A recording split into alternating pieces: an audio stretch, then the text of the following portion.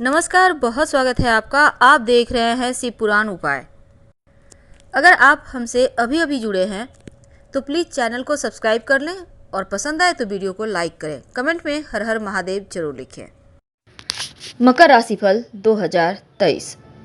तो वर्ष 2023 के दौरान आपके जीवन में कौन सी खुशियाँ आने वाली है और किन मामलों में थोड़ा सावधान रहना है, चलिए आज हम आपको विस्तार से बताते हैं। 4 बड़े ग्रहों का राशि परिवर्तन क्या कुछ बड़ा बदलाव करेगा आपकी लाइफ में। तो जो शनिदेव हैं आपके राशि के स्वामी, आपके धन भाव के भी स्वामी हैं और 2023 में 17 जनवरी को आपके धन भाव में प्रवेश करेंगे और पूरे वर्ष यहीं पर रहेंगे। तो शनि महाराज का यह ग्रहों की जो ये चाल है ना, सबसे ज़्यादा इम्पोर्टेंट होगी आपके लिए, क्योंकि आपके राशि के स्वामी हैं। और 17 जून से 4 नवंबर तक शनिदेव वक्री अवस्था में रहेंगे। वर्ष की शुरुआत में 30 जनवरी से 6 मार्च तक वो अस्त भी रहेंगे। तो शनिदेव जब आपके दूसरे भाव में आएंगे और वहाँ से आपके चतुर्थ भाव, अष्टम भाव और एकादश भाव पर दृष्टि डालेंगे तो क्या होगा। विशेषकर आपके इस वर्ष विशेष रूप से इन भावों पर प्रभाव डालने वाले हैं, तो क्या परिवर्तन होगा। और दूसरी तरफ जो शुभ ग्रह हैं, अच्छी चीज़ों को देने वाले ग्रह देवगुरु बृहस्पति हैं, वर्ष की शुरुआत में आपके तीसरे भाव में हैं और आपके तीसरे और द्वादश भाव के स्वामी भी हैं।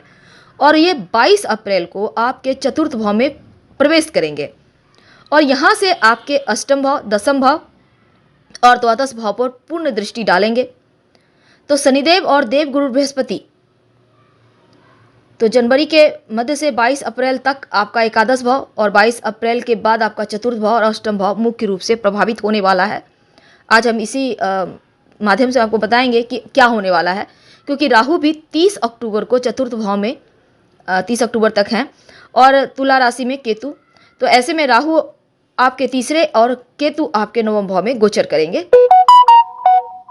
देव जो यहाँ पर सूर्य हैं वो अप्रैल के महीने में मेष राशि में है और यहाँ पर पहले से राहु है। तो राहु सूर्य दोनों मिले हुए हैं, ग्रहण दोष बना है और 22 अप्रैल को देवगुरु भी यहाँ पर आ जाएंगे।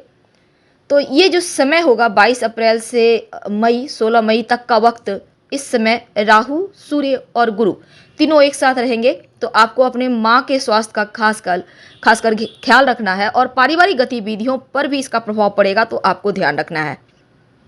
लेकिन दूसरी तरफ मई जून जुलाई अगस्त जो महीना है, ये गुरु और राहु एक साथ बैठकर चांडाल दोष भी बनाएंगे। तो ऐसे में कुछ उपाय भी आपको करना होगा और इसके अलावा जो तमाम ग्रह हैं वो समय समय पर गोचर करते रहेंगे, सूर्य, मंगल, बुध, शुक्र, और प्रभावित भी करेंगे। इसके भी आपको शुभ अशुभ परिणाम मिलेंगे। तो चलिए शुरुआत करते हैं कि 2023 में मकर वालों के लिए कितना फेरबदल हो रहा है, क्योंकि ग्रहों का जो मुख्य रूप से आपके प्रतिनिधि हैं ग्रह शनिदेव, आपके जीवन में बढ़िया बदलाव लेकर आ रहे हैं। खासकर आपके स्वास्थ्य में जो अभी तक परेशानी चल रही थी उसमें सुधार होगा, इनकम बढ़ेगा और धन बचा पाएंगे।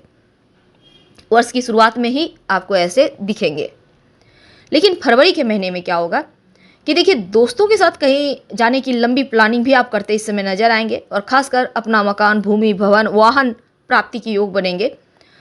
तो इस समय दोस्तों का भी साथ मिलेगा, भाई बहनों का भी साथ मिलेगा और खासकर अगर आप नौकरी करते हैं, आप व्यापारी हैं, तो आपके जो सहकर्मी हैं उनके साथ भी आपकी अच्छी निभेगी और आप कार्यक्षेत्र में अपना दबदबा कायम रखेंगे।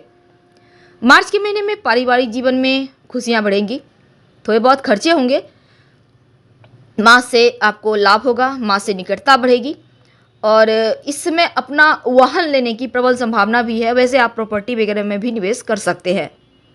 अप्रैल के महीना क्योंकि बड़े ग्रहों का परिवर्तन होगा, जैसे कि 16 अप्रैल को सूर्य राहु के साथ आ जाएंगे, तो ऐसे में माता पिता के स्वास्थ्य का भी ख्याल रखना है और साथ ही हृदय संबंधी समस्या या छाती वाले एरिया में समस्या, फेफड़े में थोड़ा सा ध्यान रखिएगा। हालांकि इस समय में आपका लव लाइफ बहुत अच्छा रहेगा और मई के महीने में अगर आप जॉब करते हैं तो पदोन्नति होने की संभावना बढ़ेगी। वैसे लंबी दूरी की यात्रा भी है, खासकर जो विद्यार्थी हैं, पढ़ाई लिखाई के लिए बहुत अच्छा वक्त है। विदेश जाने का सपना साकार होगा या घर से कहीं दूर जाकर पढ़ाई कर सकते हैं। तो जून के महीना भी आपके लिए उत्तम है, खासकर जो व्यापारी भाई हैं उनके लिए बहुत अच्छा है। नए लोगों से व्यापारिक साझेदारी हो सकती है आपकी। तो जुलाई, अगस्त, सितंबर, अक्टूबर, नवंबर, दिसंबर में क्या होगा ये तो हम जानेंगे। पहले हम जानते हैं आपके प्रेम जीवन के बारे में विस्तार से कि 2023 में कैसा रहेगा। तो मकर वालों, प्रेम संबंध में थोड़ा सा आपको ध्यान देना है, क्योंकि मंगल महाराज वक्री अवस्था में पंचम भाव में होकर थोड़ा सा शुरुआत में, वर्ष की शुरुआत में आपको ध्यान देना है और उनको समझना होगा। कुछ भी ऐसा वैसा ना करे कि आपका लब नाराज हो जाए, रिश्ता टूट जाए, इसलिए थोड़ा सावधानी रखना होगा। लेकिन फरवरी, मार्च, अप्रैल, मई, ये जो 4 महीने हैं आपके रिश्ते में मजबूती आएगी, जिनसे प्रेम करते नज़दीकियाँ बढ़ेगी। हो सकता है आप उनसे विवाह करना चाहें। जून और अगस्त, सितंबर, अक्टूबर, नवंबर, ये 5 महीने लव मैरिज होने की संभावना बढ़ी हुई है।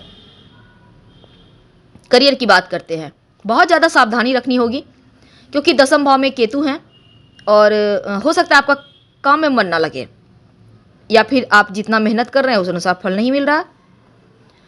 तो ऐसे में हो सकता है आपको कुछ जैसे जॉब वगैरह छोड़ने का मन करे, पर ऐसा मत कीजिएगा, क्योंकि यहाँ पर राहु केतु आपको भटका रहा होगा, ध्यान रखना है आपको।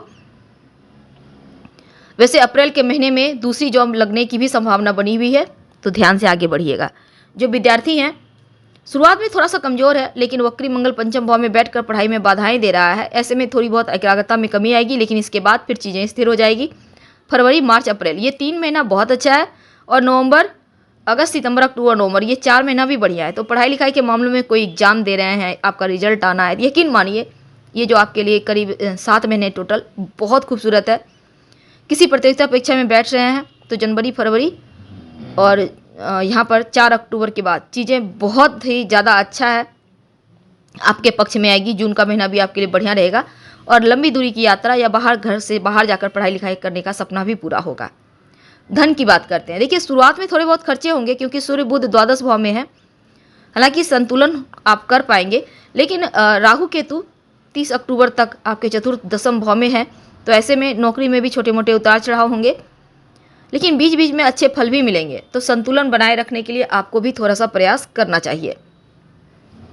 पारिवारिक जीवन की बात करें तो पूरे वर्ष राहु चौथे भाव में है, और शुरुआत में शनि आपके लग्न में है, तो पारिवारिक जीवन में छोटे मोटे उतार चढ़ाव है। 17 जनवरी को शनिदेव द्वितीय भाव में आएंगे, तो कुटुंब में छोटे मोटे कहासुनी हो सकती है। पार्टनरशिप में अगर कोई काम करते हैं तो समस्याओं को अपनों के द्वारा सुलझाया जाएगा। शनिदेव की दृष्टि के चतुर्थ भाव पर भी पड़ रही है, तो यहाँ पर राहु पहले से हैं, तो 22 अप्रैल को देवगुरु आ जाएंगे, और इस समय क्या होगा, पारिवारिक जीवन में छोटे मोटे तनाव रहेंगे। तो ऐसे में अपने माँ का भी स्वास्थ्य का ध्यान रखना है, और पिता के साथ रिश्तों को बनाए रखिए। संतान की बात करें तो शुरुआत में संतान को लेकर थोड़ी समस्या है, क्योंकि संतान थोड़ा क्रोधी हो सकता है, इस समय आज्ञा मानने से इनकार करे, तो आपको स्थिति को संभालना होगा। फरवरी, मार्च, अप्रैल, ये 3 महीने बहुत अच्छे हैं। संतान अपने क्षेत्र में तरक्की करेगा, या फिर संतान अगर नहीं है तो संतान प्राप्ति के योग बनेंगे, यहाँ पर समय अच्छा है। विवाह की बात करें, वर्ष की शुरुआत में शनि और शुक्र की दृष्टि आपके सप्तम भाव पर रहने से दाम्पत्य जीवन में प्रेम, आकर्षण है, एक दूसरे के प्रति जिम्मेदारी भाव है, रिश्तों को निभाएंगे, प्रगाढ़ता आएगी।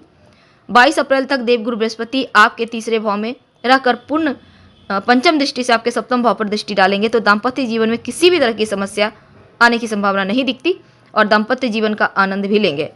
हालांकि कोई शुभ मांगलिक कार्य भी संपन्न होंगे, संतान प्राप्ति के योग बनेंगे। लेकिन 22 अप्रैल के बाद जब बृहस्पति और राहु चतुर्थ भाव में होंगे सूर्य के साथ, और यहाँ पर मई, जून, जुलाई, अगस्त, ये महीना गुरु चांडाल दोष भी बन रहा है, तो ऐसे में पारिवारिक शांति भंग ना हो जाए, इसका आपको ख्याल रखना होगा।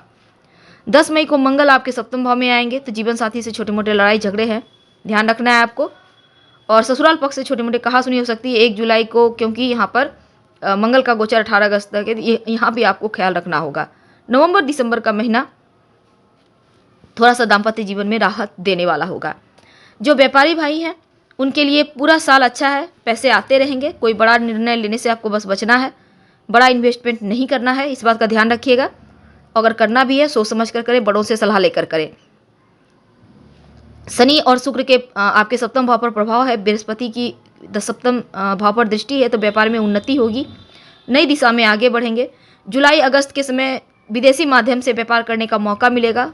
अगर कोई आपको समय मिलता है, आपको ऐसी स्थिति आपके लिए बन रही है कि आपको लाभ बहुत ज़्यादा हो रहा है, संपत्ति, प्रॉपर्टी, वाहन खरीदने के भी योग हैं। और सबसे ज़्यादा उत्तम रहेंगे आपके लिए नवंबर और दिसंबर का महीना वाहन लेने के लिए, क्योंकि ये 2 महीना अनुकूल है।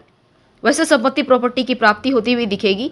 और 17 जनवरी से शरीर भी चतुर्थ भाव को यहाँ पर शनि भी देखेंगे। अब 22 अप्रैल से बृहस्पति भी इसी भाव में आएंगे, तो सूर्य भी यहाँ रहेंगे। विशेष रूप से अप्रैल मई प्रॉपर्टी में हाथ डालने से आपको बचना होगा। ये 2 महीना आप शांत रहें, इसके बाद कार्य करें तो ज़्यादा अच्छा है।